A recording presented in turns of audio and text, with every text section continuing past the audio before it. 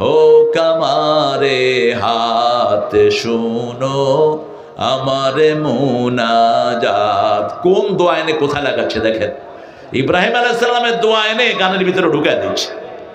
মসজিদ ঝাড়ু দিয়েছেন ইব্রাহিম আলাইহিস সালাম, কে দিয়েছেন? আল্লাহ বলছেন তাহহির বাইতি লিত তাইফিনা ওয়াল আকিফিনা ওয়ার রুকআইস সুজুদ।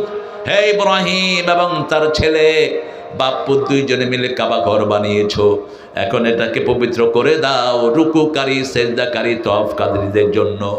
রাসূল বলছেন যারা মসজিদে গিয়ে মসজিদ ঝাড়ু দেয়, যত মানুষ সেজদা দিবে সবার সওয়াব আল্লাহ তাকে দান করে দিবেন।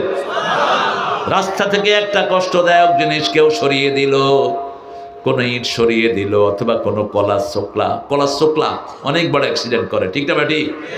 কলার শোকলা একজন রাস্তায় ফেলেছে, কুত্তা দৌড় দিছে, কুত্তা দৌড় দিয়ে আষাঢ় খায় মুদি দোকানের ভিতরে। মুদি দোকানের ওই বেটা সোয়াবিন তেল আর সরিষা তেল মিলাইতেছিল, কুত্তে গিয়া তেলের ভিতরে।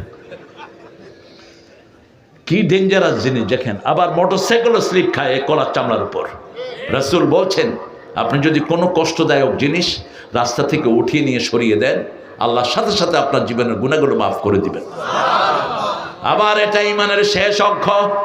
ইমাতাতুল্লাহ দানি তরিক আল ঈমান বিদউন ওয়া সাবউনা শু'বাহ ফাফতালুহা কাউলু লা ইলাহা ইল্লাল্লাহ ওয়া আদনাহা ইমাতাতুল্লাহ দানি তরিক। রাসূল বলছেন ইমানের 70টি শাখা, বুখারীর বর্ণনা।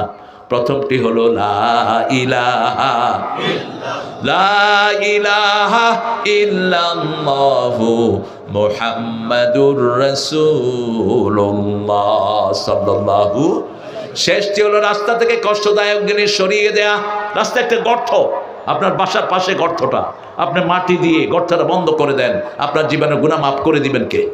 একটা গাছ পড়েছে রাস্তায়, আপনি গাছটা কেটে পরিষ্কার করে দেন, সাথে সাথে আল্লাহ আপনাকে জান্নাতের খবর দিবেন।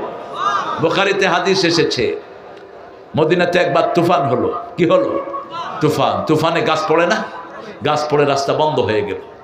একজন সাহাবী রাদিয়াল্লাহু আনহু আরদা গাছটা কেটে রাস্তা পরিষ্কার করে দিয়েছেন, সাথে সাথে রাসূল সাল্লাল্লাহু আলাইহি ওয়াসাল্লামের মাধ্যমে আল্লাহ ওই সাহাবীকে বেহেশতের খবর দিয়ে দিয়েছেন। আপনি কারো রাস্তা বন্ধ করবেন না, কারো খাওয়া বন্ধ করবেন না। মানুষকে যদি আপনি খাওয়ান, আপনার উপর খুশি হবেন কে? আল্লাহ বলবেন কিয়ামতের ময়দানে আমি ক্ষুধার্ত ছিলাম, তুমি আমাকে খাওয়াও নাই, আমি বিবস্ত্র ছিলাম, তুমি আমাকে বস্ত্র দাও নাই। মানুষ বলবে কাইফা হাদা ইয়া রব, এটা কেমন কথা, আপনি ক্ষুধার্ত ছিলেন। আল্লাহ বলবেন আমার এক গোলাম ক্ষুধার্ত ছিল, তাকে খাওয়ালেই সেখানে আমাকে পেয়ে যেতে। আবার রাসূল বলছেন আলাইকুম